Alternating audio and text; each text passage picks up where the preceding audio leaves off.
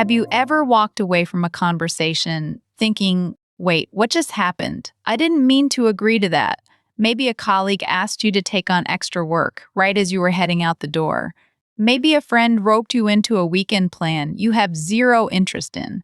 You had every intention of saying no, but somehow the word yes just fell out of your mouth. And now you're stuck, committed, wondering what's wrong with you. Here's the spoiler before we even get started. Nothing is wrong with you. There's a science behind that moment, and once you understand it, you'll start seeing those invisible little strings everywhere. Welcome to Mind Decoded. I'm Dr. Ann. And I'm Zach. Dr. Ann, you just described my Tuesday and my Wednesday, and honestly, my entire personality at work. What are we unpacking today? We're unpacking the science of persuasion, why we say yes, especially when we don't want to. And I'm not talking about salespeople in plaid blazers trying to sell you a used car. I'm talking about the everyday, subtle, almost invisible social forces that shape our decisions at work, with friends, and in every group we're part of. Okay, I need this because I genuinely want to understand. Am I just a pushover? Is this a personality flaw I should be working on in therapy? Not even a little bit. What you're describing isn't a character defect. It's your brain running a deeply ingrained social operating system. And the person who mapped this system out best is a psychologist named Robert Cialdini.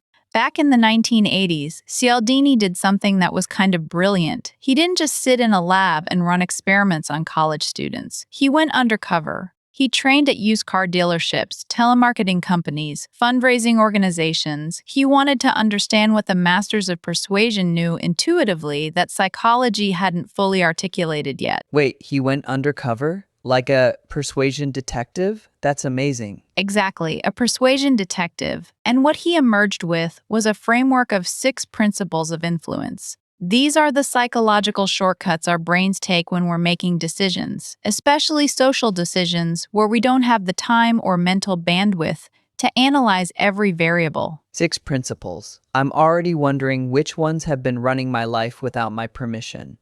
We'll get to that, but first, let me give you the big picture. Human beings are cognitive misers. That's a term from social psychology that basically means our brains are designed to conserve mental energy whenever possible. We don't evaluate every decision from scratch. We use heuristics, mental shortcuts, that work pretty well most of the time.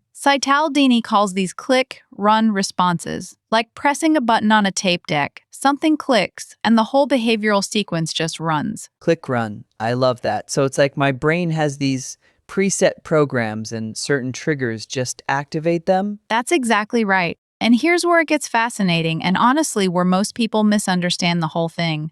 These aren't irrational. They're adaptive. For our ancestors, not cooperating with the group could be a death sentence. If someone did you a favor and you didn't reciprocate, you could get kicked out of the tribe. If the group was moving in one direction and you went the other way, you might get eaten by a predator. These heuristics kept us alive. So you're saying my inability to say no to my boss is actually an evolutionary survival mechanism? In a deeply simplified sense, yes, the mechanism is the same. The context is just wildly different now, and that's exactly why it can trip us up in modern life. The same shortcut that helped your ancestors survive is now getting you to agree to a project you don't have time for. Okay, I feel slightly better about myself. Slightly. Let's get into these 6 principles. What's the first one? The first one is reciprocity, and it's arguably the most powerful. The rule of reciprocity says that when someone gives us something, we feel a powerful psychological obligation to give back. Not want to, obligated to. Cialdini describes it as one of the most universal human norms. It exists in every human culture ever studied. Yeah, I definitely feel that. Someone buys me coffee, I immediately feel like I need to get the next one, even if I didn't ask for the coffee in the first place. That's exactly the mechanism. But here's where it gets really interesting. The thing they give you doesn't even have to be something you wanted, or something of real value. The Hare Krishna movement in the 1970s figured this out. They'd give people a small flower at airports and then ask for a donation. Most people didn't want the flower. They'd try to give it back. But once it was in their hand, the rule was triggered. They felt indebted. and the donations poured in. So they literally couldn't give the flower back fast enough. Wait, is this why every single store at the mall offers me a free sample of lotion? Bingo. That's reciprocity in action. You didn't ask for the lotion, you might not even want it. But once you accept that tiny gift, you feel a subtle pull toward buying something. The research backs this up dramatically. In one study, researchers found that waiters who gave diners a small mint, along with the bill, increased their tips by about 3%. Not huge, but noticeable. But here's the twist. When the waiter gave one mint, started to walk away, then turned back and said, "For you nice people, here's an extra mint." Tips went up by 23%. What? 23%?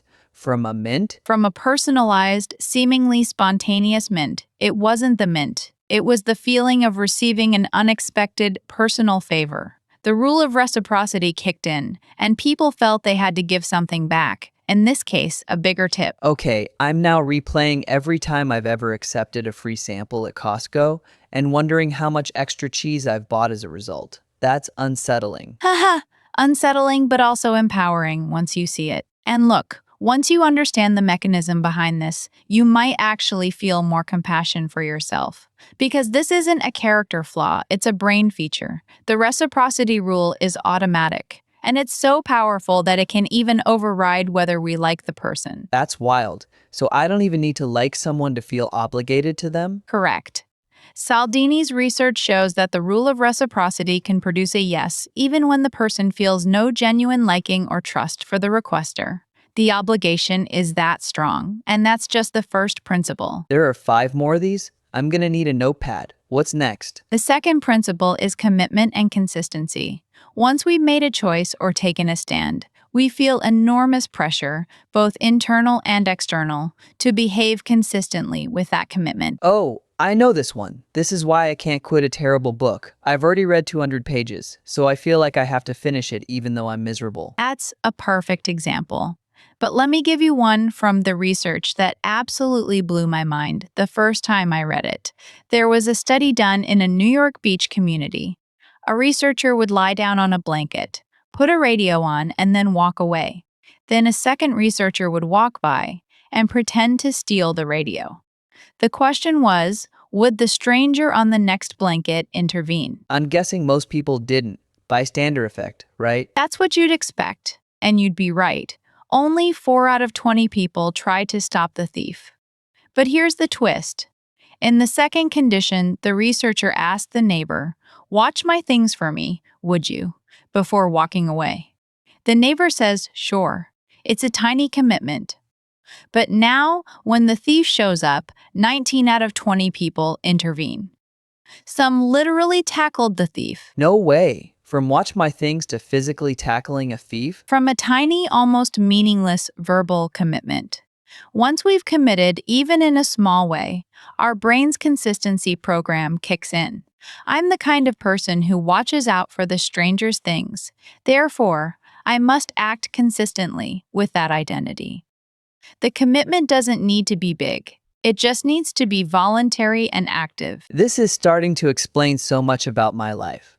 Like when a salesperson asks me, "So what features are you looking for in a car?" instead of, "Are you looking to buy today?" They're getting me to make small commitments, and then my brain does the rest. Exactly. And you've just perfectly set up the next principle, which is social proof. This is one we see absolutely everywhere, especially in workplaces. The principle of social proof says that we determine what's correct by finding out what other people think is correct. This is the everyone's doing it effect. Yes, but it's so much deeper than peer pressure. Social proof works most powerfully when we're uncertain. When we don't know what to do, we look around to see what everyone else is doing. And this makes perfect evolutionary sense. If you're in a new situation and you're not sure if that berry is poisonous, watching what the group does is a brilliant survival strategy. So it's not just following the crowd to be cool. It's genuinely using the crowd as information. That's the key distinction. We're not always conforming to fit in. Often we're conforming because we genuinely think the crowd knows something we don't. And here's the part that surprised me most when I first read this research. It doesn't even have to be a big crowd. One study found that if one person looks up at the sky, only about 4% of passersby will look up. If 5 people look up, 18% join. But if 15 people are looking up, 40% of passersby stop and look up. And they'll stand there craning their necks looking at nothing, just because everyone else is. I've definitely been that person looking at the sky for no reason. So the size of the crowd matters. It does. But here's a more unsettling version. Cialdini points to research on what's called copycat suicide. When a highly publicized suicide occurs, the suicide rate in that geographic area spikes for a period afterward. People who are already vulnerable see someone similar to them doing something, and it makes the action seem more acceptable, more common. Social proof can literally influence life and death decisions. That's heavy. So it's not just a persuasion tool, it's a fundamental way our brains navigate uncertainty. It is. And once again, the key is awareness. Most of us walk around thinking our decisions are entirely our own. But the reality is, we're constantly, often unconsciously, checking what people around us are doing and adjusting accordingly. Okay, we've covered reciprocity, consistency, and social proof. 3 down, 3 to go. What's the fourth principle? The fourth is liking. We say yes to people we like. Sounds obvious, right? But the research on what makes us like someone is fascinating. Cialdini highlights several factors. One is similarity. We like people who are like us. That's why a salesperson might say, "Oh, you're from Chicago? My cousin lives there." What neighborhood? They're not just making small talk. They're searching for similarity because it dramatically increases your likelihood of saying yes. Wait, is this why I immediately trust someone who also thinks pineapple on pizza is a crime? Exactly. Shared opinions, shared backgrounds, shared enemies, all of these trigger the liking principle. Another factor is compliments. And this one is wild because we're susceptible to compliments even when we know they're insincere. Even when we know the person wants something from us. The simple act of being praised still makes us like the person more. That explains so much. I once had a boss who was objectively terrible at managing people, but she complimented me constantly and I couldn't stop trying to please her. I knew what she was doing. I still fell for it. And you're not alone. The research consistently shows that flattery works, even when it's completely transparent. The third factor is contact and cooperation. We develop positive feelings toward people we're familiar with, and even more so when we've worked together toward a common goal. This is starting to feel like a playbook for how my entire social life operates. What's the fifth principle? Authority. We have a deeply ingrained tendency to obey authority figures. And this makes sense. As children, obeying authorities like parents and teachers kept us safe and helped us learn. The problem is that in adulthood, we often respond to the symbols of authority rather than actual expertise. Symbols? Like a white coat? Exactly. There's a famous study where a researcher asked people on the street to do something mildly annoying, like step off the curb or move to a different spot. When the researcher wore regular street clothes, compliance was around 40%. When he wore a security guard's uniform, compliance shot up to over 80%. Same request, same person, just a uniform. So I'm more likely to trust someone with doctor in front of their name, or a fancy office, or a certain way of dressing. You're human, so yes. And one of the most chilling demonstrations of this came from Stanley Milgram's obedience studies in the 1960s. I won't go into all the details here, but participants were willing to administer what they believed were painful and dangerous electric shocks to another person, simply because an authority figure in a lab coat told them to continue. The authority heuristic overrode their own moral judgment, their empathy, even the screams of the person in the next room. I've read about the Milgram experiments. They're terrifying. And now I'm wondering how often I've agreed to something at work, simply because it came from someone with a title I respected. That's exactly the kind of self-reflection this research invites. And it's not about blaming yourself. Like every principle we're discussing, authority influence is automatic and largely unconscious. It's not a moral failing to respond to it. But awareness gives you the power to pause and ask, am I agreeing because I've evaluated this decision carefully, or am I responding to a lab coat? Man, I'm going to be asking myself that question 40 times a day now. What's the last principle? Scarcity. Opportunities seem more valuable when they're less available. This isn't just rational economic thinking, oh, there's less of it, so I should try to get it now. It's psychological. The thought of losing access to something motivates us more powerfully than the thought of gaining something of equal value. This is tied to loss aversion, which we covered in an earlier episode. Right. Losing something hurts more than gaining something feels good. So only two left in stock isn't just information, it's a psychological trigger. Exactly. And Cialdini points out that scarcity works on two levels. First, as you said, limited supply makes things seem more valuable. But second, and more interesting, scarcity affects our sense of autonomy. When our freedom to have something is threatened, we react against that threat by wanting the thing more. This is called psychological reactance. The you can't have it, so now you desperately want it effect. That's the one. And it's the reason limited time offers work so well. It's why real estate agents will tell you another buyer is interested. It's why you suddenly want to binge watch a show the moment you hear it's leaving Netflix next week, even if you hadn't thought about it for months.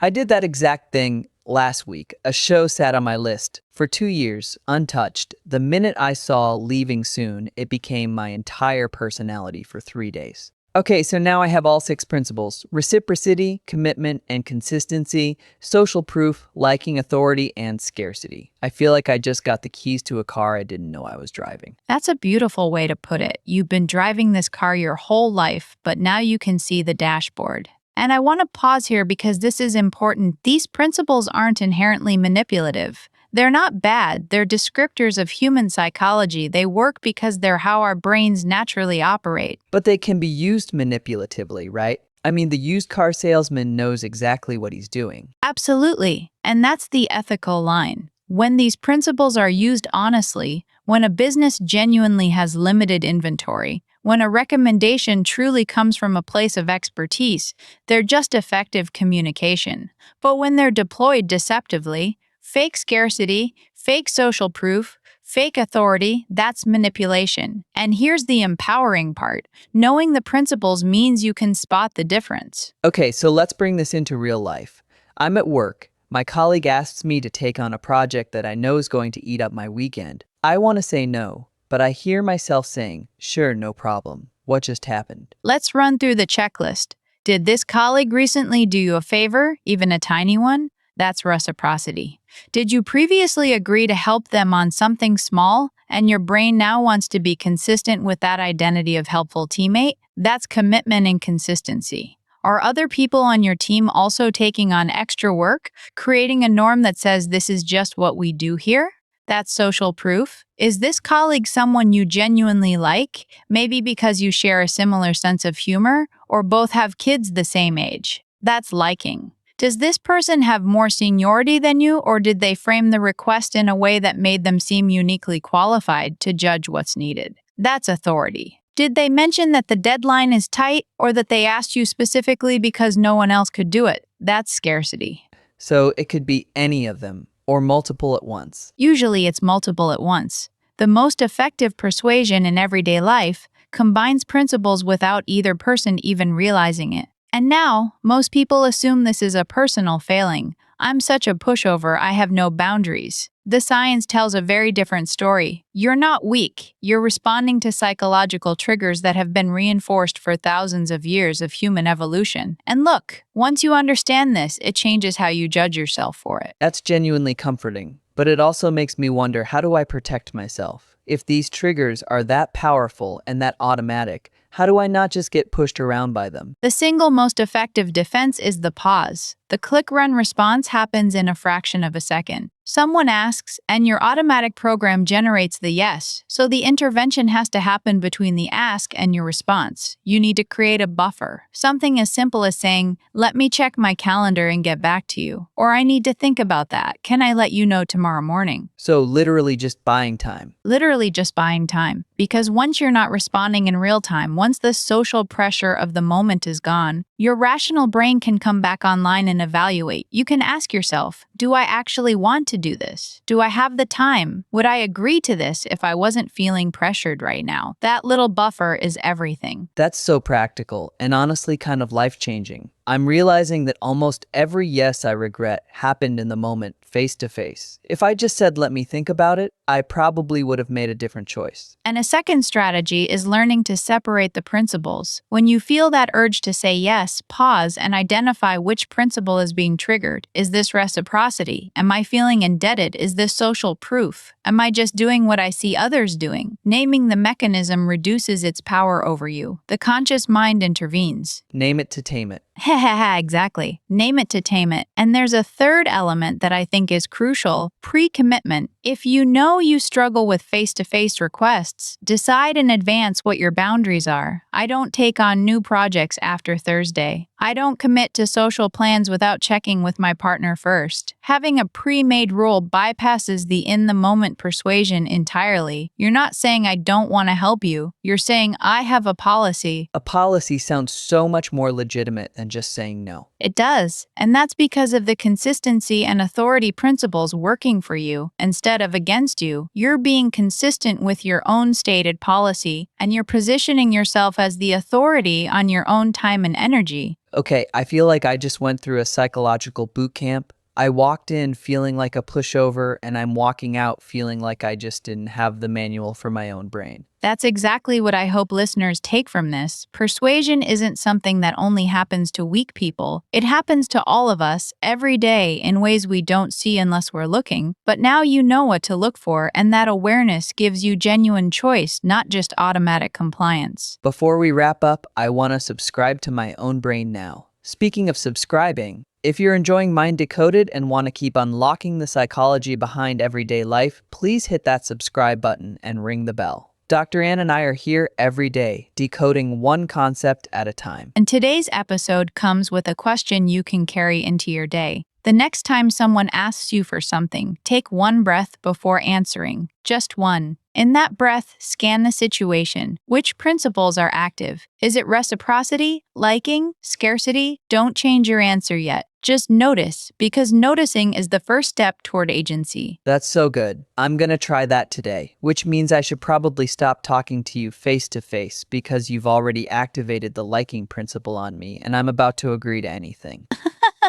I promise I won't ask for any favors. Not today, anyway. I'm Dr. Ann. And I'm Zach. You've been listening to Mind Decoded. We'll see you tomorrow. For another fascinating look inside your own mind.